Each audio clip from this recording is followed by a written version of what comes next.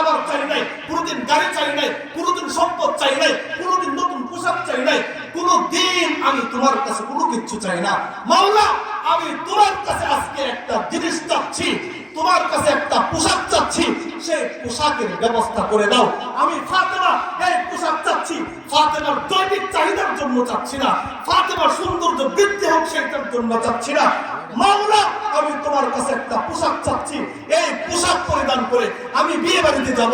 যেই সমস্ত মেয়েরা, যেই সমস্ত মহিলারা এই পোশাকের দিকে তাকাবে, এই পোশাক দেখবে, তারা সকলেই যেন এই পোশাকের দিকে তাকিয়ে কালিমা পড়ে মুসলমান হয়ে যায়। কি পড়ে মুসলমান হয়ে যায়? কালিমা পড়ে। ফাতেমা নামাজ শেষ করেছেন। শেষ করার সাথে সাথে দেখেন ঘরের কুড়ের মধ্যে দুইটা প্যাকেট। আল্লাহু আকবার। কি ঘরের কুড়ের মধ্যে দুইটা কি প্যাকেট? ফাতেমা নিয়ে গেলেন বাবার কাছে, নবী আলাইহিস সালাতু ওয়াস সালামের কাছে নিয়ে গেলেন। নবী আলাইহিস সালাতু ওয়াস সালাম প্যাকেটগুলো খুলতেছেন আর ফাতেমাকে বলতেছেন, ফাতেমা, এই পোশাক তুমি কোথা থেকে এনেছো? এই পোশাক তো মনে হচ্ছে না দুনিয়ার কোনো পোশাক, এই পোশাক তো দুনিয়ার কোনো পোশাক মনে হচ্ছে না। ফাতেমা, তুমি এই পোশাক কোথা থেকে এনেছো? এমনিতে কটকট করে দরজার মধ্যে আওয়াজ আসলো, কটকট করে আওয়াজ আসতেছে।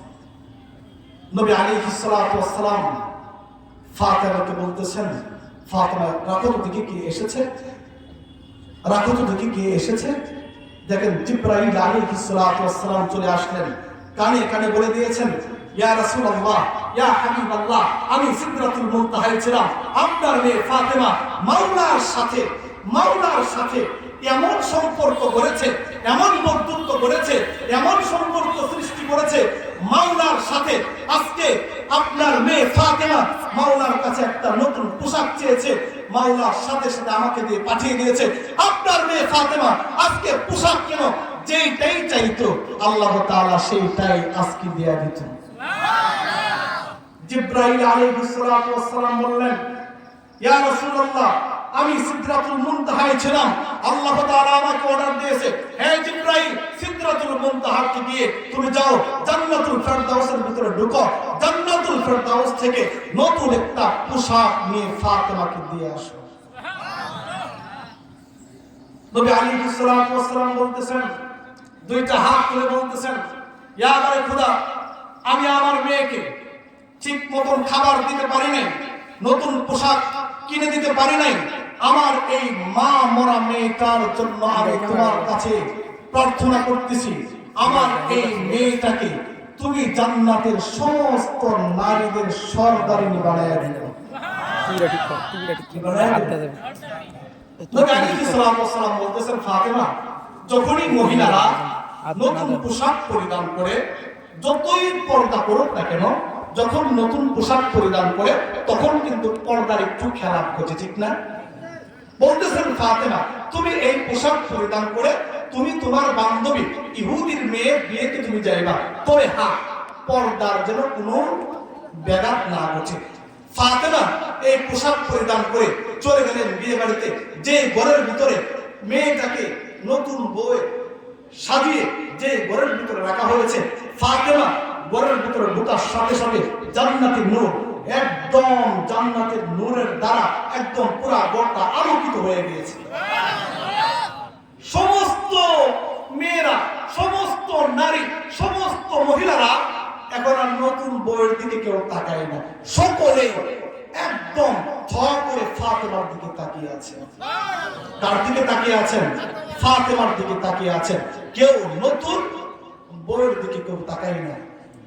বলতেছেন, ফাতেমা, তুমি এই পোশাক কোথা থেকে এনেছো?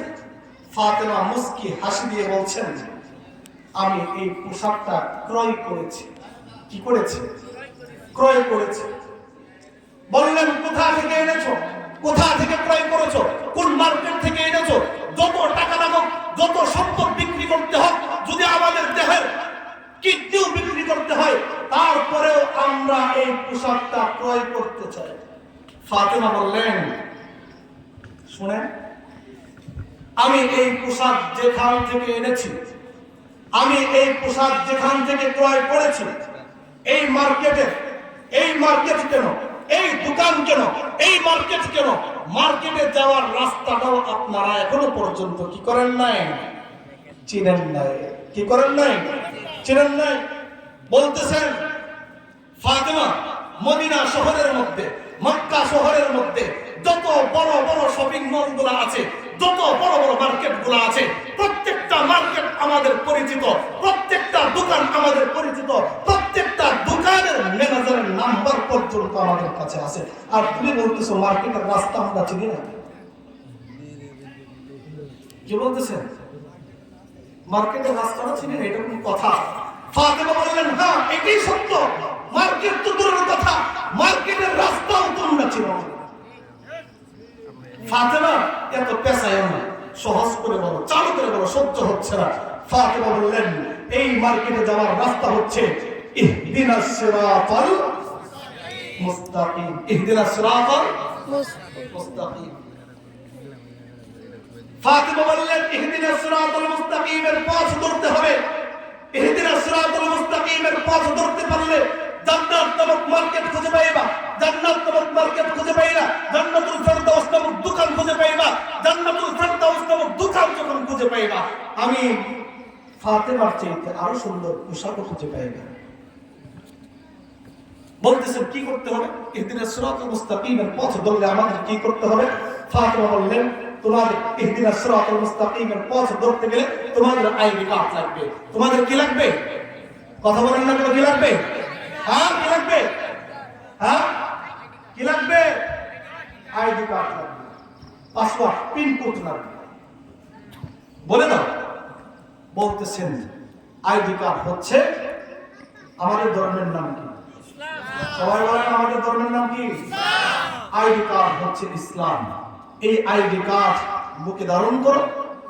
পাসওয়ার্ড হচ্ছে লা ইলাহা ইল্লাল্লাহ মুহাম্মাদুর রাসূলুল্লাহ। এই পাসওয়ার্ড পিন কোড দিলে কি করো?